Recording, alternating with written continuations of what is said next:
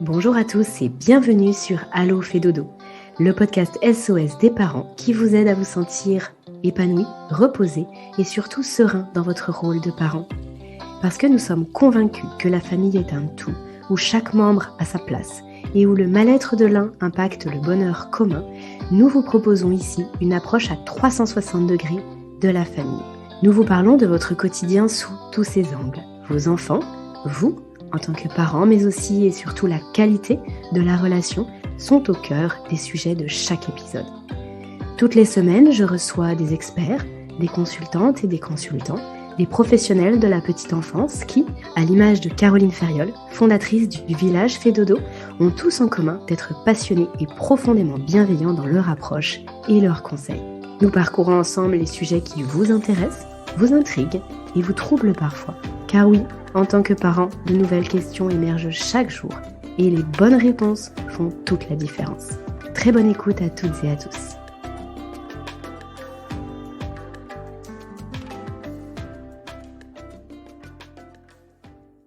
Bonjour Aurélie. Caroline, bienvenue sur ce nouvel épisode. Je suis ravie de te retrouver à nouveau sur Allo fait dodo. Caroline, aujourd'hui, on ne va pas parler directement du sommeil des bébés, en tout cas, on ne va pas développer une thématique autour de ça, mais par contre, on va parler du métier autour du sommeil de bébé. Tu as lancé ce début d'année l'école Fait Dodo, comme tu nous l'avais expliqué dans un précédent podcast. Tu formes des particuliers, des professionnels de la santé au sommeil des bébés et des enfants. Et aujourd'hui, tu avais envie de nous en dire un petit peu plus sur ce métier qui se développe d'ailleurs énormément ces derniers temps, mais qui du coup fait poser énormément de questions, d'interrogations. Il y a beaucoup de choses qui se jouent autour de tout ça. Et tu avais envie de nous en parler un petit peu plus en détail aujourd'hui. Et oui, parce que tu connais mon appétence pour le cadre et comme c'est très important d'avoir un cadre autour du sommeil des bébés et des enfants et pour les parents à poser pour leurs enfants, eh bien pour moi c'est essentiel aussi d'avoir un cadre, alors à la fois dans la posture du métier, et ça c'est ce vers quoi je forme les personnes au sein de l'école Fait Dodo, entre autres choses. Et puis, un cadre autour du métier en lui-même. Parce que finalement, ce métier, il est en pleine émergence. C'est un métier qui n'est pas connu. C'est un nouveau métier, je dirais. Et il peut y avoir beaucoup de fantasmes, de fantasmagories, je dirais, autour de tout ça, de débats également. Et du coup, ça me semblait important de venir poser, qu'est-ce que c'est ce métier, dans quel cadre il s'exerce. Et en tout cas, c'est nous, notre démarche et notre travail au quotidien depuis plusieurs années, que de définir ce métier, ce nouveau métier. Voilà. Du coup, oui, et on peut dire que Fait Dodo a œuvré aussi dans ce sens-là, avec la notoriété qui est la tienne et celle de Fait Dodo aujourd'hui, a œuvré, a participé à ce que, d'un point de vue même des autorités, il y ait une envie aussi de prendre conscience que ce métier existait, qu'il prenait de l'ampleur et qu'il fallait justement venir poser ce cadre-là. oui, totalement. Et puis c'est même, je dirais, c'est forcément une responsabilité.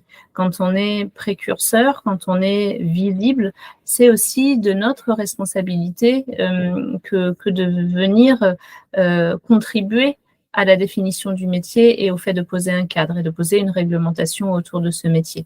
C'est ce qui en assure la crédibilité, le bon fonctionnement, et c'est ce qui évite les écueils, je dirais, de tous les métiers en émergence, parce que quand ça émerge et que tout le monde voit que ça fait sens, que ça va développer des passions, des envies de reconversion. Malheureusement, comme il y a des bons plombiers comme des mauvais plombiers, même quand il y a une très bonne formation de base, et encore de la même manière, dans ce métier-là, il fleurit des formations un petit peu partout et de différentes qualités. Ça peut vite être un petit peu la jungle, et c'est vrai que finalement, là, on arrive un petit peu dans le temps où c'est un petit peu la jungle, c'est la réalité, et c'est normal, je dirais, de toute façon, dans l'émergence de tous les métiers. Oui, d'autant que comme tu le signales, il n'y a pas de formation historique, sur ce type de poste, sur ce type de métier, comme ça peut être, oui, j'apprends à être plombier, menuisier ou comptable ou banquier, que là vraiment c'est quelque chose qui est complètement nouveau et du coup l'école Fedodo s'inscrit aussi dans ce développement-là. C'est pas simplement pour venir chercher de l'information, c'est tu délivres à la fin des différents cycles un métier finalement. C'est vraiment un métier à part entière.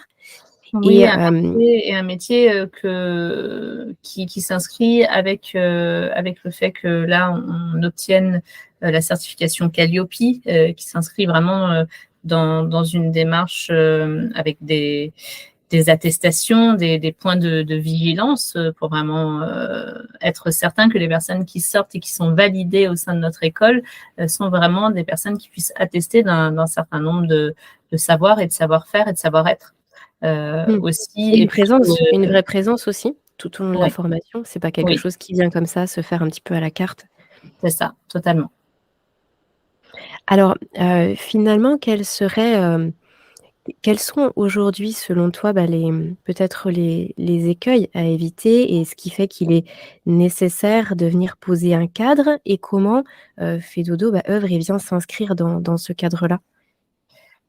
Alors, les écueils à éviter dans ce métier, c'est celui de la solitude pour certaines personnes qui vont pouvoir avoir très envie d'être aidants, de se définir comme consultant en sommeil des bébés et des enfants, qui vont parfois faire 2-3 jours d'information presque sur le sommeil des bébés et des enfants, et puis qui vont vouloir porter secours de cette manière-là en soutien. La problématique, ça va être de parfois même ne serait-ce que ne pas respecter le cadre légal d'une activité, c'est-à-dire avoir un statut, une entreprise, des assurances, des conditions générales de vente, poser des devis, des factures. Voilà, c'est une des premières choses. La deuxième chose, c'est parfois ne pas avoir suffisamment de recul sur le métier en lui-même, parce qu'avoir des connaissances sur le sommeil des bébés et des enfants ne fait pas pour autant un praticien de l'accompagnement. Et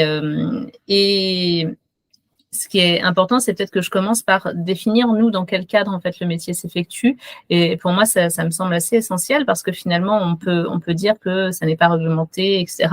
Mais si, en réalité, le gouvernement a posé une charte nationale du soutien des métiers, du soutien à la parentalité, et du soutien à la parentalité, parce que certaines personnes vont effectuer ce type de métier, mais sans le professionnaliser et plus d'un point de vue bénévole et avec des associations notamment. Et donc, le gouvernement a posé tout ça dans une charte dans le cadre de la démarche des 1000 premiers jours. Donc, il y a Et bien ça, ça date de quand, ça, Caroline, cette démarche-là et cette charte-là? Alors, c'est une bonne question.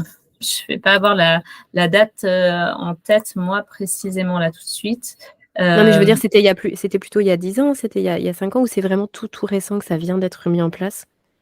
C'est avec la politique des 1000 premiers jours, donc je n'ai pas la date en tête exactement, mais c'est ces dernières années. D'accord.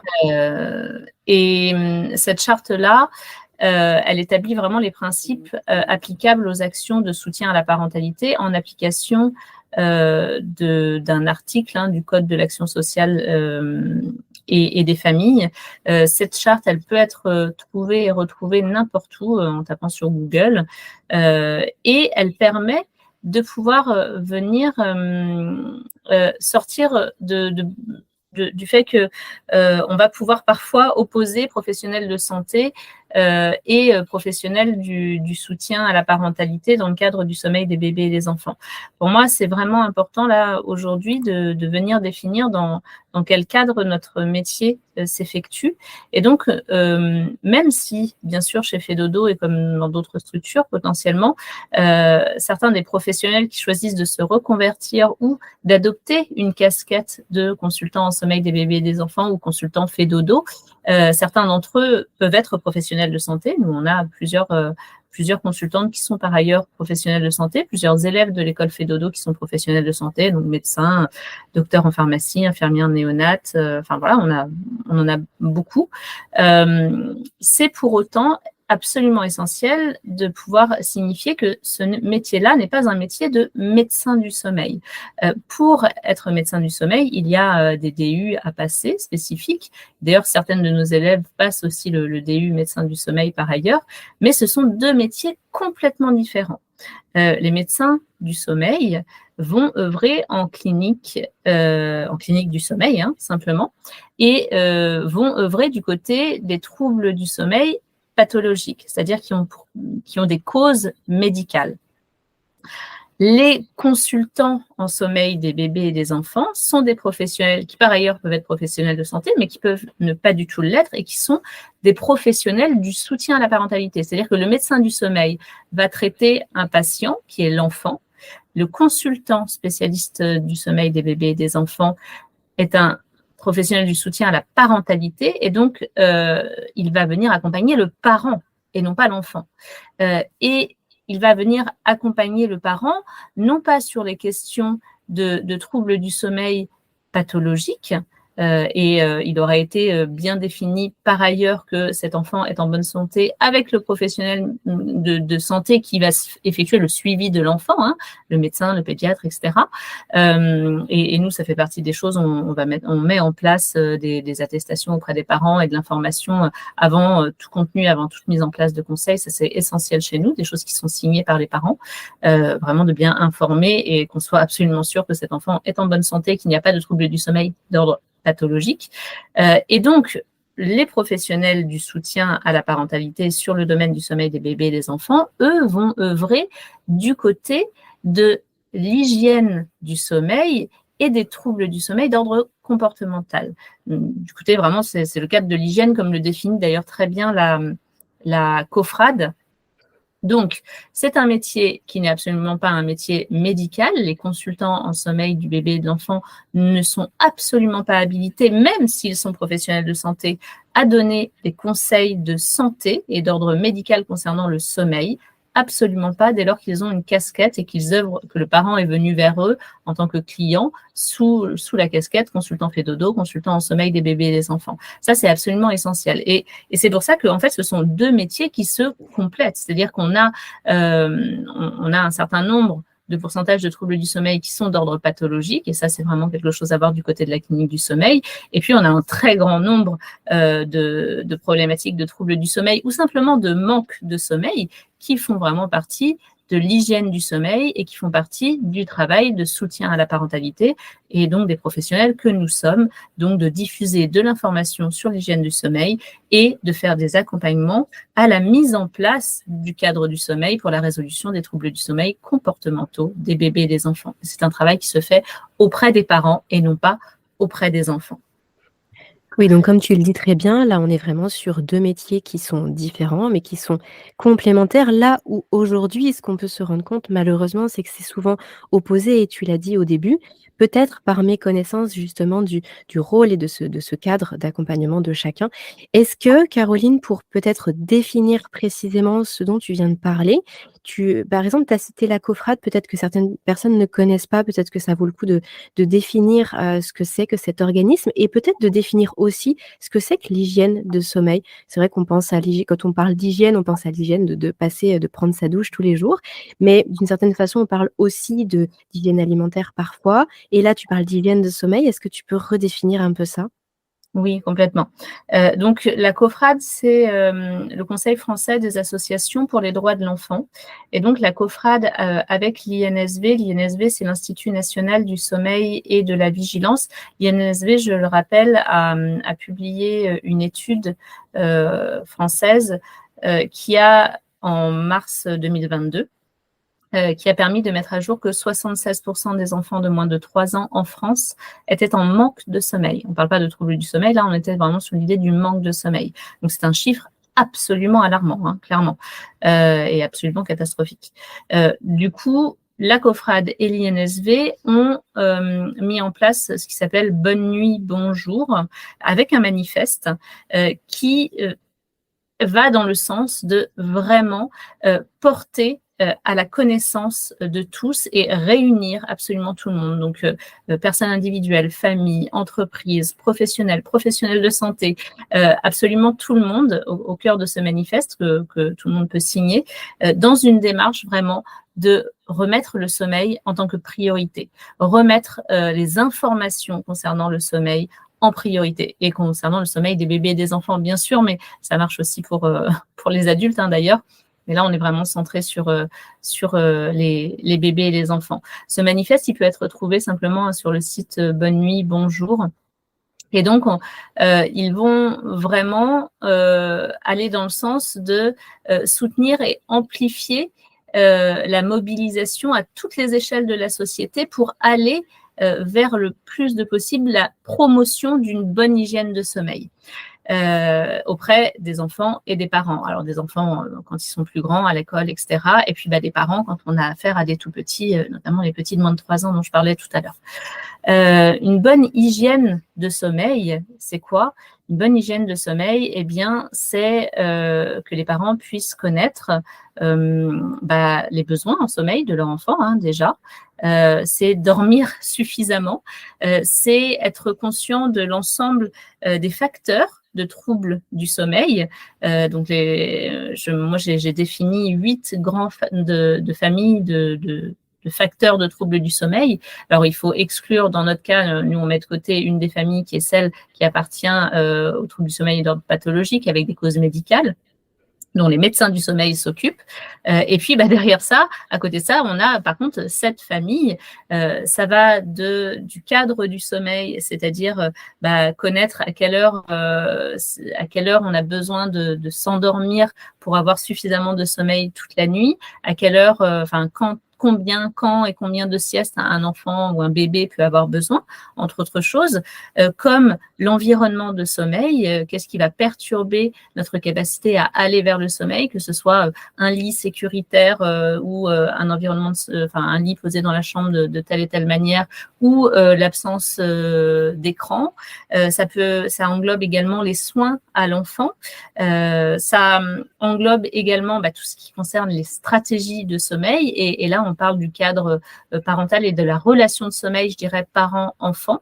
Voilà, on a toute une famille. Chez nous, c'est plus de 90 critères qu'on vient regarder dans le cadre des accompagnements et qui se répartissent sur cette grande famille. Donc, l'hygiène de sommeil, c'est la bonne qualité de sommeil. C'est en effet, pourquoi est-ce qu'on se lave tous les jours? C'est pour notre bonne santé. Eh bien, avoir une bonne hygiène de sommeil, c'est pour être en bonne santé également. Et je dirais que ce qui est assez fou, c'est que le sommeil, et c'est très bien dit par la COFRAD, parce qu'il y a énormément de choses qui fleurissent dans les campagnes électorales pour des propositions pour l'enfance et pour justement la bonne santé, que ce soit en matière d'éducation, de santé, d'usage des écrans, d'égalité des chances, de réduction des violences, de pédagogie, de sport aussi, manger, bouger, de nutrition. Et or, absolument tous ces champs-là ont pour fondement, pour qu'ils puissent être, de même interaction sociale d'ailleurs, et parentalité aussi, parentalité bienveillante et relations parents-enfants, gestion des émotions, tout ça, ça a pour fondement une bonne quantité, une bonne qualité de sommeil. C'est-à-dire que si, à la base, les enfants et les bébés n'ont pas la quantité et la qualité de sommeil suffisante pour eux, ils ne sont pas à même de pouvoir interagir socialement correctement, ils ne sont pas à même de pouvoir avoir une même égalité de chances à l'école dans leurs apprentissages, et même pas à l'école, au sein de leur famille, dans leur développement moteur, cognitif, etc. Ça vient, ils n'ont pas les mêmes chances du côté santé, ça vient impacter absolument tous les facteurs, en fait. Le sommeil, c'est la base. Et à l'heure actuelle, il n'y a pas de grandes campagnes du côté gouvernemental, mis à part la mise en place des 1000 premiers jours, mais même dans le cadre de la mise en place des 1000 premiers jours, le sommeil n'est pas au centre et au cœur d'absolument tout ça. C'est catastrophique, et c'est vraiment ce que vient dénoncer d'une certaine manière, mais surtout promouvoir la COFRAD et l'INSV. Et c'est ce que FEDODO fait, évidemment, depuis le début de sa création. Et c'est ce qui fait que, voilà, on est tous, c'est si important, en fait, hein, c'est si fondamental, et qu'on vient s'inscrire vraiment dans cette démarche. Donc, pour peut-être le dire de façon concise et synthétique, si on devait résumer ça en une phrase, là, aujourd'hui, on s'inscrit vraiment sur quelque chose qui est un fondement pour le bien-être de l'enfant, mais les consultants sommeil, les consultantes sommeil FEDODO ne sont pas là pour guérir, parce que ça, c'est le travail du médecin lorsqu'il y a des pathologies. Par Exactement. contre, elles sont là pour venir soutenir les parents, pour venir peut-être déceler justement un trouble du sommeil si elles sont sollicitées pour ça, pour Oui. venir ensuite apporter de l'information, de la connaissance et, si c'est nécessaire, orienter vers d'autres Exactement. professionnels, en fait. Exactement. C'est notre travail quotidien, hein, que d'orienter et de réorienter. On vient dépister le manque de sommeil, on vient informer, on vient soutenir à la parentalité. Ça, c'est vraiment les 3 bases de notre métier. Et on vient réorienter. C'est-à-dire qu'au sein du village FEDODO, nous avons autour de nous, on travaille pas seul du tout, hein, nos consultantes au sein de l'école FEDODO sont formées sur beaucoup d'autres notions et on est vraiment entouré de beaucoup de professionnels et entre autres des professionnels de santé, hein, d'ailleurs, mais on va beaucoup pouvoir avoir à rediriger les parents en parallèle de l'accompagnement que l'on va faire, hein, vers éventuellement un psychologue ou bien rediriger les parents vers différents professionnels de santé en effet pour leurs enfants. Parfois, le suivi pédiatrique, par exemple, n'est pas fait. On va avoir des parents qui ne vont pas aller chez le tout jeune bébé tous les mois chez le pédiatre, hein, entre autres choses, hein. Et donc là, dans ces cas-là, nous, on ne va pas démarrer un suivi, hein. Dans ces cas-là, on va d'abord rediriger le parent et ensuite, une fois qu'on a la validation du côté du médecin ou du pédiatre, éventuellement, on vient accompagner le reste. Et on vient rediriger parfois vers l'ORL si on a des problèmes d'apnée du sommeil. Voilà, on va rediriger vers l'orthophoniste, on va rediriger vers l'ostéopathe éventuellement, que ce soit en parallèle ou que ce soit avant de pouvoir effectuer un suivi de notre côté. On va rediriger énormément vers les nutritionnistes, nos diététiciennes nutritionnistes pédiatriques aussi, parce que malheureusement, c'est un métier de professionnel de santé, hein, pourtant elles sont professionnelles de santé, mais malheureusement, c'est un métier qui est très peu connu, qui n'a pas en plus de grosses formations préalables, donc il faut avoir vraiment des personnes qui ont un gros bagage derrière, et il y a une grosse différence entre d'ailleurs les médecins de la nutrition qui n'ont pas du tout de formation vraiment sur la diététique pédiatrique et vraiment les diététiciennes nutritionnistes pédiatriques qui, elles, ont une vraie formation de base et de l'expérience. Et beaucoup de choses sont à l'œuvre au sein de l'hygiène de sommeil, c'est-à-dire que si il n'y a pas une bonne hygiène nutritionnelle aussi, eh bien, ça vient poser problème du côté de l'hygiène du sommeil et ça vient prendre en compte énormément de choses. Donc, on travaille aujourd'hui vraiment de manière holistique avec chaque accompagnement, obligatoirement. Et c'est pour ça aussi que au sein de l'école FEDODO, on va former sur beaucoup de choses, que ce soit le sommeil des adultes, la nutrition pédiatrique, la parentalité, et qu'on va avoir différents intervenants. Et aussi, c'est pour ça que j'ai fondé le village FEDODO pour avoir vraiment chez nous des professionnels référents avec lesquels on travaille. Et également, ce qui est absolument essentiel et ce qui est obligatoire d'ailleurs et inscrit dans la charte nationale du soutien à la parentalité, c'est que chez nous, il est obligatoire pour nos consultantes, lorsqu'elles ont une casquette de consultante FEDODO, d'avoir de la supervision en fait. Supervision, échange et analyse de pratique. Donc ça veut dire que chez nous, une professionnelle n'œuvre jamais seule, même sur la question du sommeil.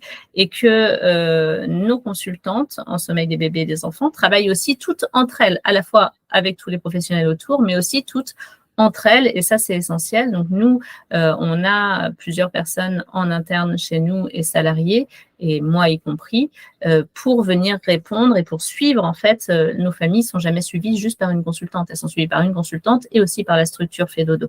Et donc on va répondre à toutes leurs questions tous les jours, on va identifier et faire des temps. On a au moins 1 heure de réunion chaque semaine d'analyse de pratique également, et également de formation, c'est-à-dire qu'on vient sans cesse donner de la formation et de l'information à nos consultantes et se mettre à jour sur tout ce qui existe, clairement dans ce domaine, parce que c'est un domaine vaste et qui en plus, lui aussi, en pleine émergence finalement, parce que la recherche sur les questions de sommeil des bébés et des enfants, elle est relativement jeune et elle est sans cesse en progression finalement. Ça me fait penser aussi à 2 choses là, Caroline, ce que tu évoques.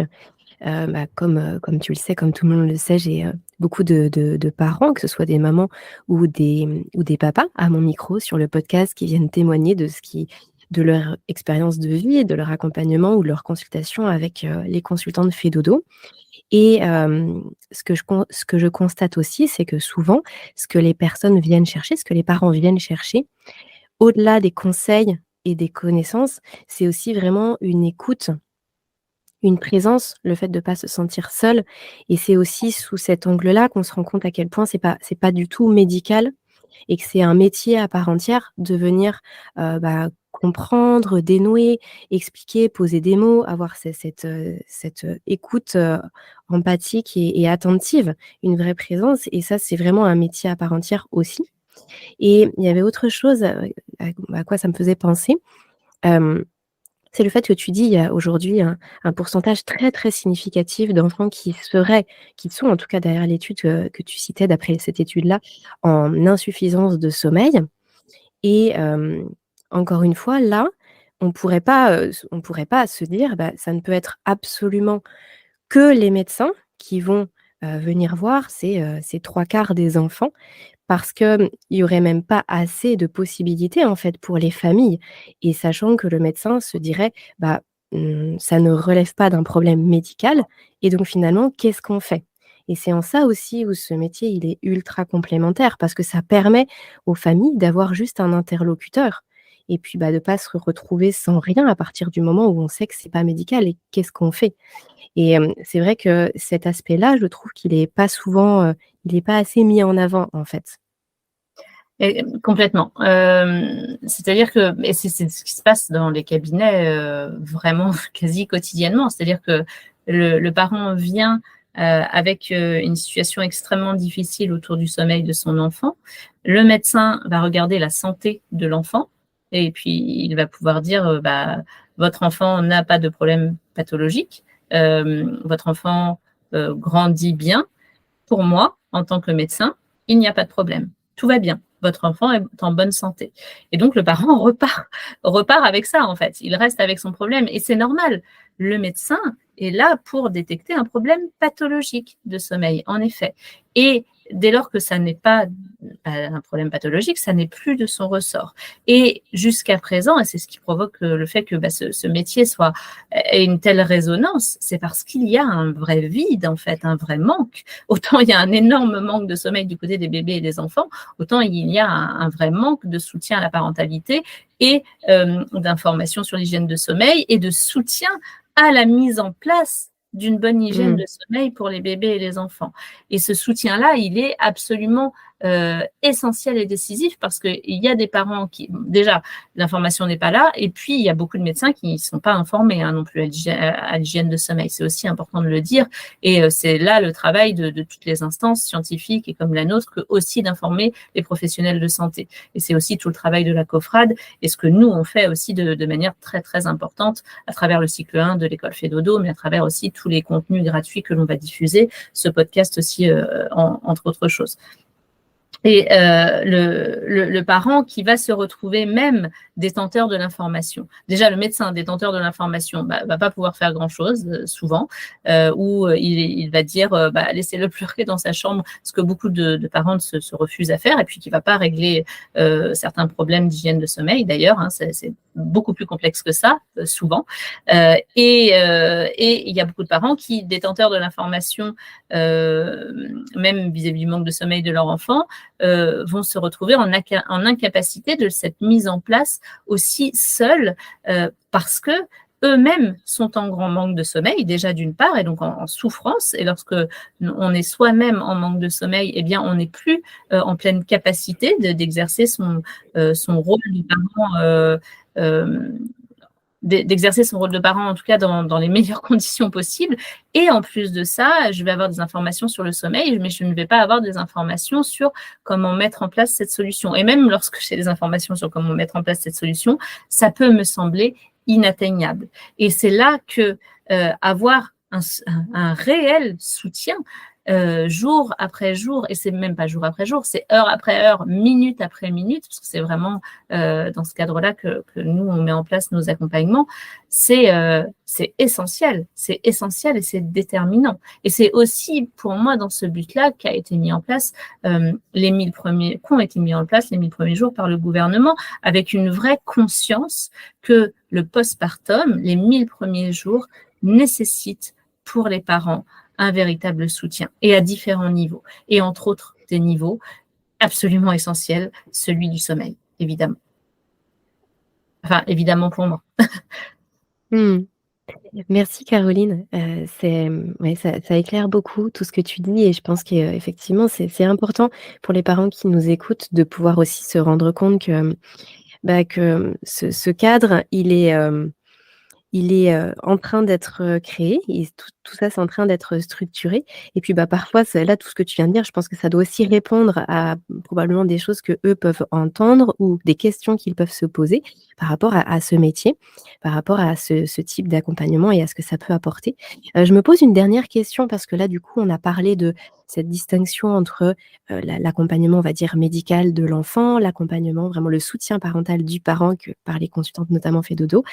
Mais au sein de cette des consultantes, au sein de cet aspect coach sommeil, comme on entend souvent, parmi toutes ces professionnels, je dis toutes parce que ce sont souvent des femmes, mais ça peut peut-être être aussi des hommes, parmi tous ces professionnels de soutien à la parentalité, il y a aussi, malgré tout, pour les parents, des choses à peut-être aussi pouvoir discerner, parce que, comme tu disais tout à l'heure, il peut y avoir des bons et des mauvais plombiers. Alors, pour autant qu'on met le même mot derrière, ça peut être aussi important de se dire, oui, il faut quand même qu'il y ait vraiment une rigueur derrière. Et c'est pour ça aussi que toi, au travers de l'école Fedodo, tu mets en place des choses qui sont très structurées.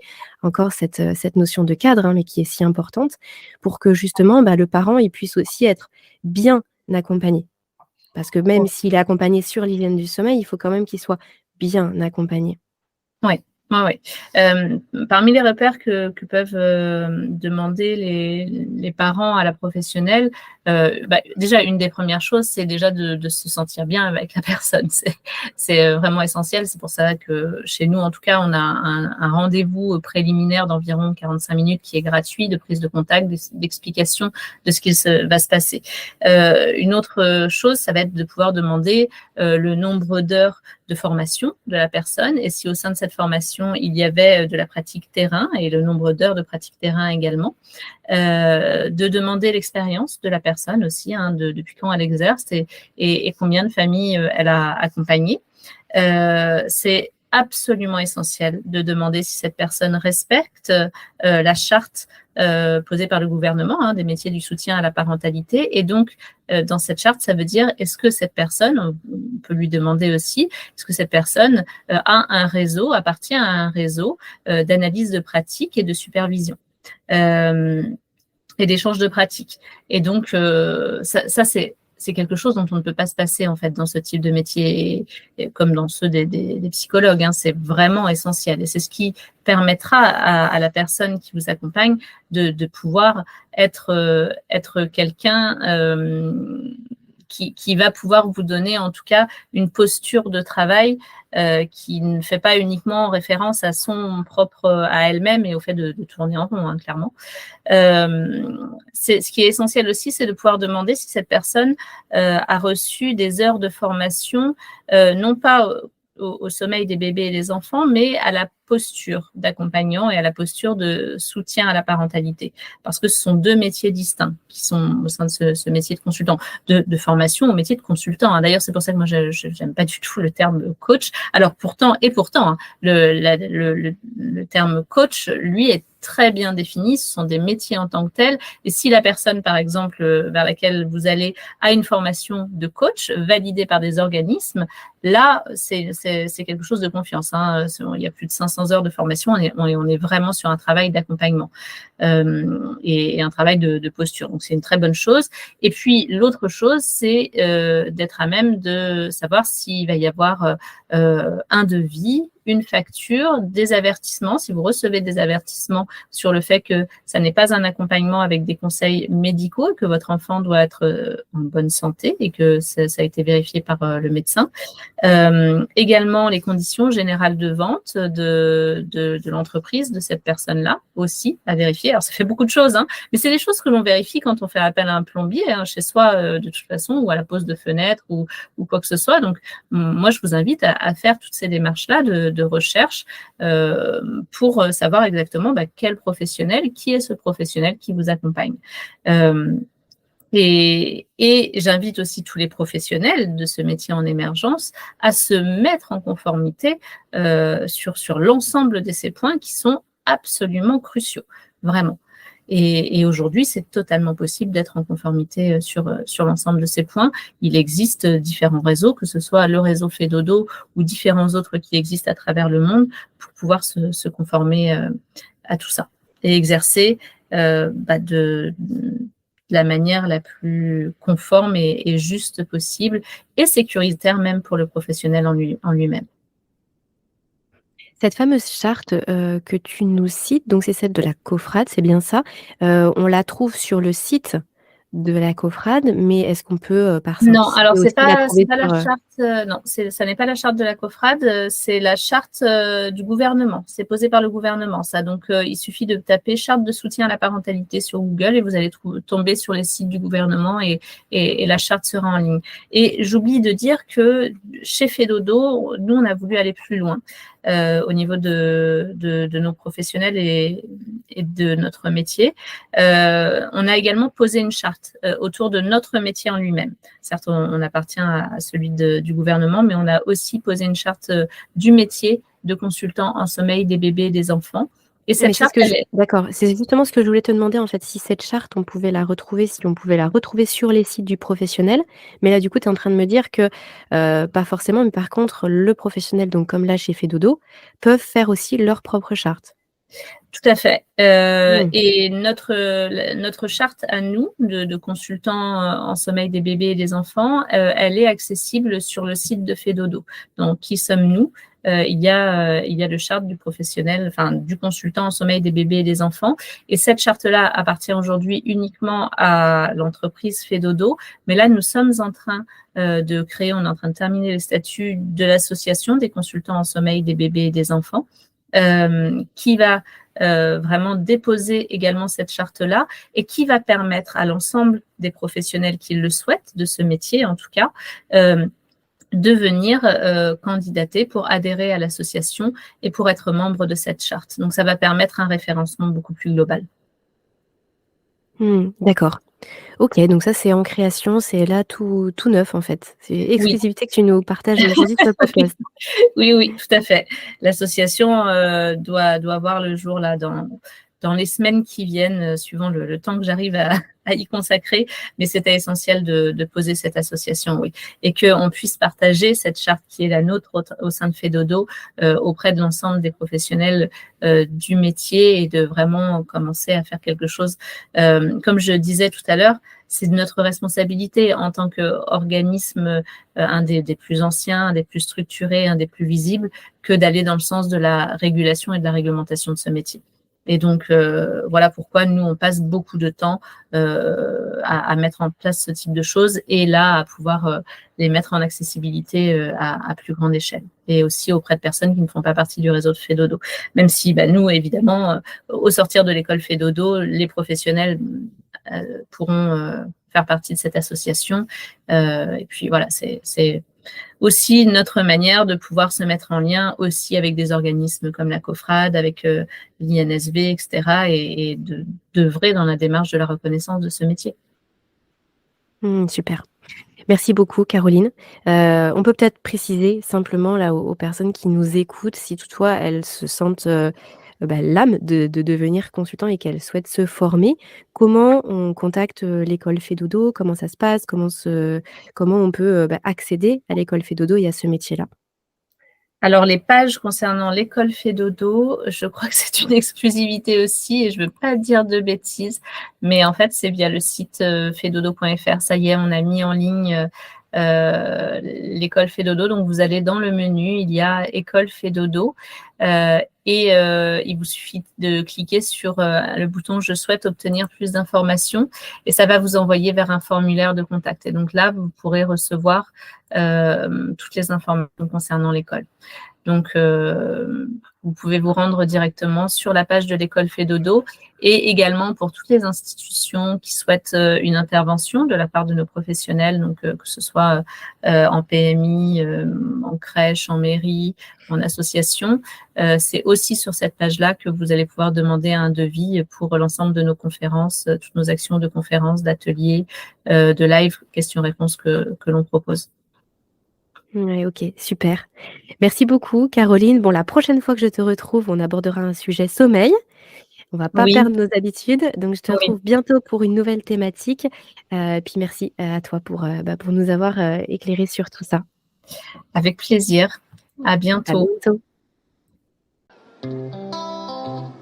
Cet épisode touche à sa fin. Il est l'heure de se quitter, mais pas pour très longtemps. On se donne rendez-vous la semaine prochaine avec de nouveaux invités. Pour retrouver l'ensemble des experts du village Fedodo, c'est sur fedodo.fr que ça se passe. Le lien est dans la description. Vous appréciez le contenu que nous vous proposons sur Allo Fedodo? Alors dites-le nous. Sous forme de commentaires, de partages ou de petites étoiles, vous participez à soutenir le podcast et à le rendre encore plus visible sur l'ensemble des plateformes. Merci et à très bientôt.